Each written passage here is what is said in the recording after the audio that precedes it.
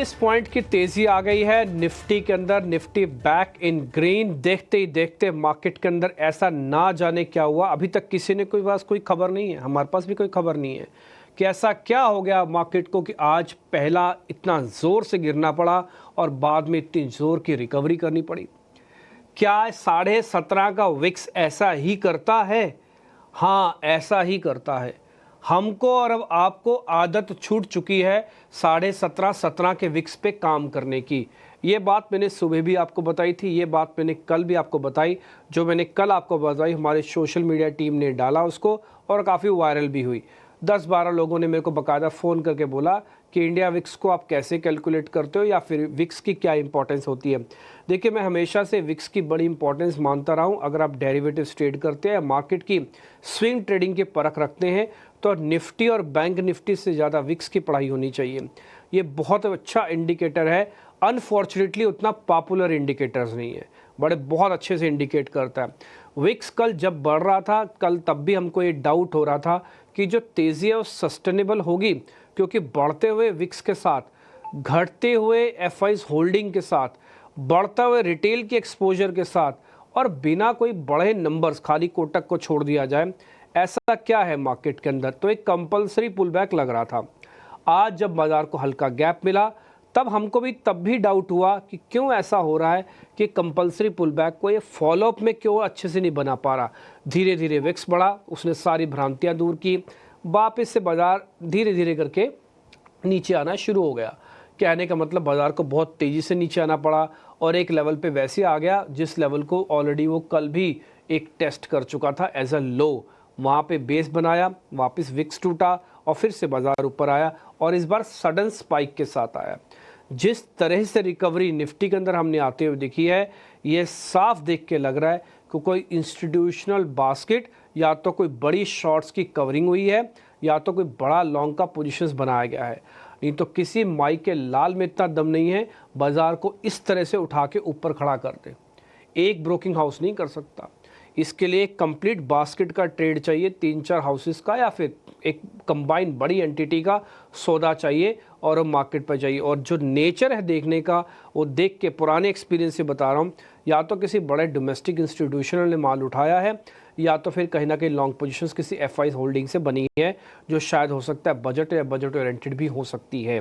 But फिर भी अभी भी आप सावधान इसलिए रहिए क्योंकि 17 का विक्स है, ये आपको पता ही नहीं लगने देगा कि कब कब में 100 पॉइंट निफ्टी चला गया और कब कब में 100 पॉइंट निफ्टी वापस ऊपर आ गया। बी अवेयर, सावधान, आप इंजॉय कीजिए, बट इस तरह की वॉलेटिलिटी में ना आप कोई सौदा ले सकते हैं ना बेच सकते हैं। बेचने जाओगे एकदम से ऊपर, खरीदने जाओगे एकदम से नीचे। तो आपको क्या करना है? आपको एक वर्ड को जो हमने आपके सामने पिछले 15 दिनों से बोल रहे हैं वही करना है, एक्युमुलेशन, इकट्ठा करना है। उस स्टांस को छोड़ो मत। जब भी कोई अच्छा सा डिप आए, आज का एग्जांपल लीजिए ना, आज मार्केट के अंदर डिप आया, अगर मान लो डिप में आपका प्लस पोजीशंस है तो इंट्राडे में बेनिफिट आ गया, सोच के देखो आप। तो इसी तरह से जब जब डिप आए आप इसको प्लस करो, लेकिन प्लस बाय के तौर पर मत करो, एक्युमुलेट करो। 10 लॉट की ब्रैकेट में अपनी जेब में डाल के चलता हूँ। अब तक मैंने करीब 5 से 6 लॉट लगाए हैं, 5 से 6 लॉट खाली पड़े, अभी भी खाली पड़े हैं। आप ऐसा सोचिए, अगर मैं आपकी जगह ट्रेड कर रहा होता तो अब तक इतना ही एक्सपोजर मेरा हुआ होता। बट एनी हाउ, फिर भी थोड़ा सावधानी से ट्रेड करने की ज़रूरत है। कल का रिपोर्ट कार्ड दिखाता हूँ जीत मिश्रा का, फिर आज के मेहमान से करते हैं बातचीत। उनका नाम है प्रशांत सावंत। लेकिन पहले कल का रिपोर्ट कार्ड।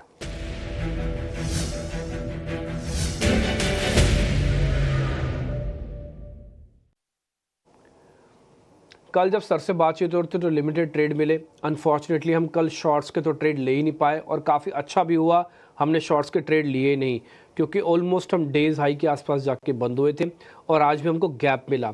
उसका फलस्वरूप क्या हुआ कि ABFRL के अंदर 1.5% का गेन, ग्रैनुलस इंडिया के अंदर 1.5% का गेन, पावर ग्रिड में करीब आपको 1% का गेन आया। निफ्टी पे एक बाय दिया गया था, वो सपाट हो गया।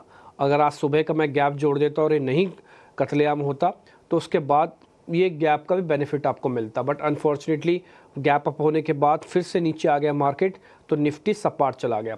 ये जो 4950 वाली कॉल है सपाट है, कुछ ज़्यादा बड़ा उतार चढ़ाव इसमें भी नहीं हुआ है। एंजल वन भी सपाट है। हालांकि कल हमारे एक व्यूअर हैं, मैं उनका नाम भूल गया, उन्होंने एक्स पे कल मेरे को भेजा, लिख के कि उसमें रेशो 1:1 थी रिस्क रिवॉर्ड की। 100% एग्री सर, मैं आपके साथ एग्री करता हूँ। कल जो आपने हमको नोटिस कराया, मैं अभी आपका नाम भी देख के बताता हूँ, उन्होंने बताया कि जो रेशो है वो 1:1 की थी, ठीक है। इसलिए मैं कह रहा हूँ ऑप्शंस के अंदर जब भी आप ट्रेड करें ना, अगर आपको रेशो ना जमे तो भले आप बिल्कुल तब में ट्रेड करना। उनका नाम है आशीष जोरी जी। आशीष जोरी जी हैं, वो स्टॉक ट्रेडर हैं, फिल्म मेकर हैं, राइटर हैं और मेडिटेशन भी करते हैं। जोरी जी सुन रहे होंगे आप मेरे को, है ना। तो आपने कल लिख के रेशो भेजा कि 1:1 का वेरी रिस्की ट्रेड है। I am 100% agree. तो हम जो भी ऑप्शंस का ट्रेड आपको बताएं, वैसे हमारी कोशिश होती है 1:2 की रेशो में लेके आएँ। बट फिर भी अगर आपको ना जमे तो लीव द ट्रेड, उसको बिल्कुल छोड़ दीजिएगा, उसके अंदर ज़्यादा एक्सपोजर ना रखिएगा, या फिर एक्सपेरिमेंट के तौर पर आप छोटा मोटा जो एक्सपोजर रखना चाहें वो रख सकते हैं, ठीक। अब हम ज़रा आते हैं वापस मार्केट पे और ज़रा आज प्रशांत सावंत से करते हैं बातचीत। प्रशांत, ये जो 17 का विक्स है ना, ये आपको कुर्सी पे बैठने नहीं देगा। मैं आपको अपना एग्जांपल बताता हूँ। अभी मैं सिर्फ 5 मिनट पहले, जब ये मार्केट का सडन स्पाइक आया, 5 मिनट पहले मेरे से कोई मिलने के लिए आया, तो मैं ज़रा गेट तक उनको रिसीव करने के लिए आ गया। तो जब तक मैं रिसीव करके आया तब तक निफ्टी की सारी गिरावट जो थी वो ख़त्म हो चुकी थी। निफ्टी इन ग्रीन था।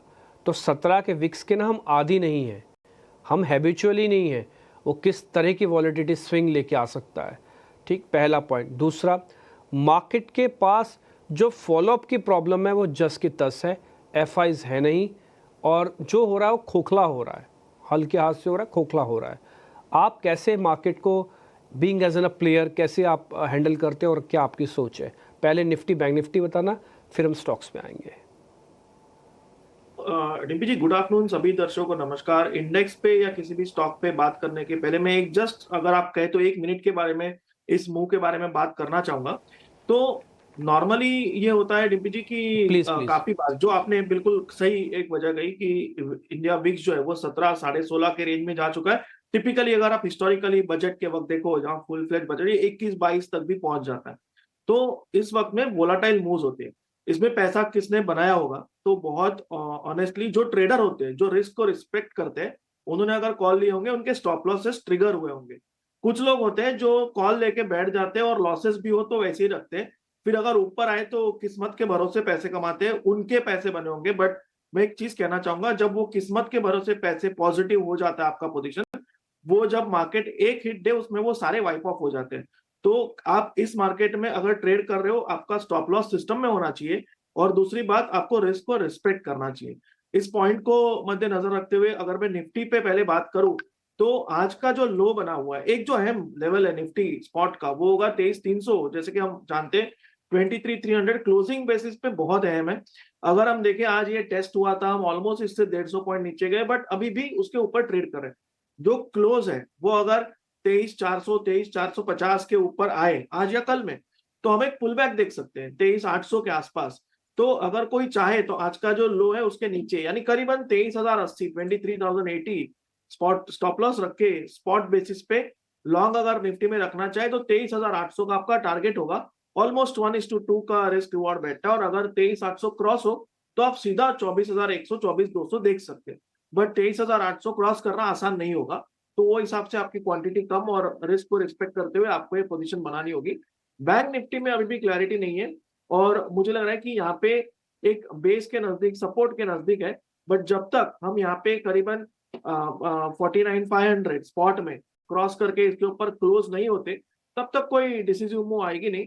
तो मेरे हिसाब से यहाँ में सिर्फ वेट एंड वॉच करना चाहूंगा। कोई इंडिविजुअल बैंक में काम करना चाहे वो बात अलग है, बट इंडेक्स स्पेसिफिक मुझे लग रहा है कि फिलहाल अवॉइड करना चाहिए। ठीक है, तो थोड़ा वेट एंड वॉच, या फिर अगर आपको निफ्टी पे पोजीशंस लेके बैठे हैं तो इसको क्रिटिकली वॉच करें कि जो लोज हैं, ये 2 बार के पैनिक लोज बने हुए हैं 23,000 के, या 23,080 रिफाइंड फॉर्म में बोलूँ तो, और 23,300 की इंपॉर्टेंस आप समझ ही गए हैं। 23,300 के ऊपर जैसी बाजार टिका रहता है तो प्रोबेबिलिटी कहती है कि थोड़ी और कवरिंग आ सकती है। वो कवरिंग कहाँ तक ड्रैग करेगी? सामने लिखा है टारगेट, वो है 23,800 तक। अब आपको क्या करना है?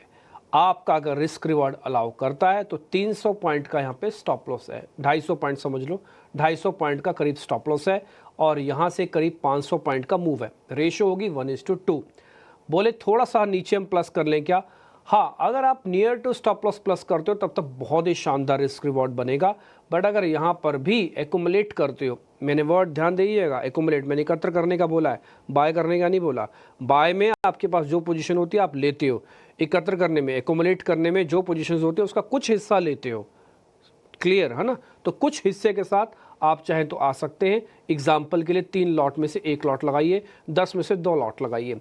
तो 23,800 फिलहाल इमीडिएट टारगेट मैं समझता हूं कि बजट तक आ जाना चाहिए, और इस सीरीज़ भी बजट से पहले ही एक्सपायर होगी, तो आपको रोल ओवर भी नहीं करना पड़ेगा। 23,080 का स्टॉप लॉस है। देखा देखी रेंज 800 पॉइंट की है। अभी आप मिडल में हो, रिस्क रिवॉर्ड ठीक है, जम रहा है। थोड़ा बहुत नीचे मिलेगा तो और बेहतर हो जाएगा। बैंक निफ्टी में हमने अवॉइड कर दिया, उसको बाइंग ऑन डिप डाला, फिलहाल उसके लिए छोड़ दो आप। शेयर्स पे आ जाएं। ताज़ा खरीदारी वाले शेयर्स लेके आइए स्क्रीन पर।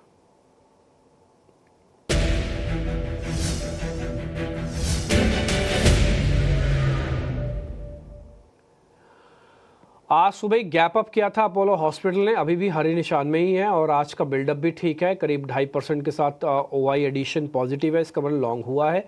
और साथ ही एचपीसीएल भी आज बढ़त में है, इसका को पार्टनर बीपीसीएल भी आज बढ़त में है। इन दोनों पे प्रशांत जी आपके रिकमेंडेशन, एचपीसीएल और अपोलो हॉस्पिटल। तो डिम्पी जी, अपोलो हॉस्पिटल को अगर हम देखें, स्ट्रांग ओपनिंग है, वॉल्यूम बैक्ड एक्टिविटी है, बट यहाँ पे 7,040 पे गैप रेजिस्टेंस है, बिल्कुल उसके आसपास आके रेजिस्ट किया हुआ है। बट मैं यहाँ थोड़ा प्रीएम्प्ट करना चाहूंगा, और आज का जो लो है वो अगर हम देखें तो ऑलमोस्ट 6,850, 6,850 पोजिशनली आपका यही स्टॉप लॉस होना चाहिए। बट कोई शॉर्ट टर्म के हिसाब से कर रहा है तो 6,900 के जस्ट नीचे 6,890, 6,890 स्टॉप लॉस रख के आप लॉन्ग जा सकते हो।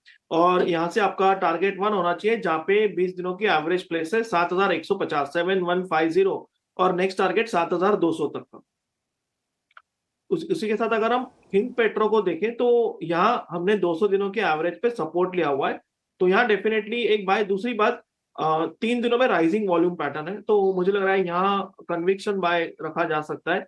आपका स्टॉप लॉस 362, 362 पे आसपास होना चाहिए, और यहाँ से आपका टारगेट होना चाहिए करीबन 385, 385। शॉर्ट कवरिंग वाले शेयर से पता कर लेते हैं। इन बिटवीन वैसे मैं आपको बता दूं, बैंक निफ्टी और निफ्टी वापस एक जोर का गोता लगाया, 600 पॉइंट नीचे चला गया फिर से बैंक निफ्टी, और 185 पॉइंट। आपको देख के लग रहा होगा कि मेरे को हंसी सी आ रही है। हंसू नहीं तो क्या करूं, आपके सामने ही है। मैंने आपको बताया ना, मैं किसी को रिसीव करने गया तो सारी की सारी निफ्टी का हर निशान में लौट आया, 50 पॉइंट ऊपर दिखे। अब मैं प्रशांत जी के साथ जब मैंने शो शुरू किया, अभी शो खत्म नहीं हुआ, प्रशांत जी बैठे हैं सामने, शो खत्म नहीं हुआ, हमने जितनी बढ़त थी सारी खोदी, वहीं के वहीं वापस पहुंच गए। और अभी आपको सर ने बताया कि अब आपको कोई डिप मिले तभी प्लस करना, नहीं तो अभी मत करो, रिस्क रिवॉर्ड खराब है। अभी उन्होंने टारगेट स्टॉप लॉस भी दिए हैं, ठीक है? तो आप थोड़ा सा देख के रखना, सतर्क रखना बॉस। 17 के विक्स पे हम सब आदी नहीं हैं प्लीज़ काम करने का, और लो बेस है, आपके पास है ही नहीं है एफआईज। शॉर्ट कवरिंग के 2 शेयर जल्दी से पता कराता हूँ, प्रशांत जी जल्दी जल्दी बताते जाइएगा। अल्ट्राटेक और पेट्रोनेट एलएनजी दोनों चेक कर लो सर, अल्ट्राटेक, पेट्रोनेट, एलएनजी। तो डिम्पी जी, अल्ट्राटेक को अगर हम देखें, ये 200 दिनों के एवरेज को रेजिस्ट कर रहा है, तो मैं यहाँ पे अवॉइड करना चाहूंगा, कोई क्लैरिटी नजर नहीं आ रही है। बट अगर हम पेट्रोनेट को देखें तो यहाँ एक बेस फॉर्मेशन की कोशिश हो रही है, तो यहाँ हम एक अटेम्प्ट कर सकते हैं। और साथ ही में अगर हम देखें तो 200 दिनों के एवरेज भी बहुत नजदीक है, उसी को एक स्टॉप लॉस की तरह यूज करेंगे। 315 स्पॉट, 315 स्टॉप लॉस, और आपका टारगेट यहाँ से होना चाहिए करीबन 345, 345। ठीक है, अब तक हमारे पास जो शेयर्स थे हमने सब पता कर लिए तेज़ी वाले। उसमें आपने अपोलो हॉस्पिटल, एचपीसीएल का ट्रेड नक्की किया, पेट्रोनेट भी बताया, और एक शेयर जो ड्रॉप किया अल्ट्रा कर दिया। सर मंदी के 2 शेयर हैं, फटाफट से चेक कर लेना। पहला है पीबी फिनटेक, दूसरा है ट्रेंट। पीबी फिनटेक और ट्रेंट, क्या किया जाए इनमें, कोई ट्रेड बनता है? पीबी फिनटेक और ट्रेंट। तो पीबी फिनटेक अगर हम देखें, ये 1700 के लेवल को ब्रेक कर चुका है डिसीजनली, हालांकि वॉल्यूम्स इतने खास नहीं है, बट मुझे लग रहा है प्राइस एक्शन पे आप यहाँ पे थोड़ा एक रिस्क ले सकते हो। 1670-75 के बीच स्पॉट ट्रेड कर रहा है, आपका स्टॉप लॉस होना चाहिए 1690, 1690, यानी 1% के आसपास। यहाँ से जो टारगेट होगा वो होना चाहिए कम से कम 1640 से लेके 1635, 1640, 1635। और अगर हम ट्रेंड को देखें तो यहाँ पे 200 दिनों की एवरेज ब्रेक हो चुकी है, बट यहाँ मुझे रिस्क रिवॉर्ड जस्टिफाई, ये थोड़ा पुल बैक पे सेल करना होगा, तो इसको मैं प्योरली रिस्क रिवॉर्ड के हिसाब से अवॉइड करना चाहूंगा। पीबी फिनटेक फाइनल हुआ है और ट्रेंड को हमने अवॉइड कर दिया, अवॉइड छोड़ दिया इसको। प्रशांत सावंत, अपने ट्रेड बता दीजिए आपके कौन से हैं? तो डिम्पी जी, दो ट्रेड्स रडार में है। पहला होगा ब्रिटानिया। एफएमसीजी में एक थोड़ी स्टेबिलिटी नजर आ रही है as compare to other stocks और अदर सेक्टर्स। तो यहाँ ब्रिटानिया में एक बाय रेकमेंड करूंगा। आपका स्टॉप लॉस 4800 के नजदीक 4820 4830 स्पॉट के आसपास होना चाहिए। टारगेट आप रख सकते हो 5100 5100। और नेक्स्ट पिक होगा मेटल सेक्टर में। तो यहाँ जेएसडब्ल्यू स्टील मुझे अच्छा लग रहा है। 910 914 के बीच स्टॉप लॉस रख के लॉन्ग जाने की सलाह होगी। टारगेट्स होंगे 950 से लेके 955, 950 955। ठीक है, पॉइंट टेकन सर, डन। हमने सारे शेयर्स आपसे पता कर लिए। मैं फिर से रिपीट कर देता हूँ। Apollo hospital, HPCL, Petronet, LNG, हमने जो शेयर्स पता किए थे उसके स्टॉप लॉस टारगेट आपके स्क्रीन पर हैं। निफ्टी पे एक बड़ा ट्रेड दिया गया है, 23,800 से लेके 23,080 तक का, करीब करीब 700 पॉइंट की रेंज का है। डिप मिले प्लस करना, जब तक 2380 ना ब्रेक हो जाना नहीं और थोड़े टिके रहना। कल अगर मूवमेंट स्ट्रॉन्ग आया तो हम आपको दिखा देंगे इसका भी रिपोर्ट कार्ड में, अगर 1% से ऊपर हुआ तो। जो मंदी वाले शेयर है उसमें पीबी फिनटेक को फाइनल किया गया है और जो प्रशांत जी ने अपने ट्रेड दिए दोनों तेज़ी के हैं। एक है पहला ब्रिटानिया, दूसरा जेएसडब्ल्यू स्टील। ये दोनों शेयर्स आपको और दिए गए हैं। कम वॉल्यूम रखना, एक्सट्रीम वॉलेटाइल मार्केट है, 17.5 का विक्स है, 6% विक्स बढ़ा हुआ है, सावधानी के साथ ट्रेड करना। इसी नोट पे मैं आपको छोड़ के जा रहा हूँ। क्लोजिंग में आपसे वापस मुलाकात होगी। और प्रशांत जी, बहुत बहुत शुक्रिया आपका, थैंक यू वेरी मच समय देने के लिए। आपके जो आज बताए हुए शेयर्स का रिपोर्ट कार्ड हम कल दर्शकों के सामने रखेंगे। और मैं फिर से रिक्वेस्ट करता हूँ, जैसे आशीष जोरी जी ने लिखा, अगर आपको किसी भी शेयर में रिस्क रिवॉर्ड नहीं जम रहा या आपका अपना कन्विक्शन नहीं आ रहा हो, लीव द ट्रेड, छोड़ दो मार्केट उस समय आप। नमस्कार।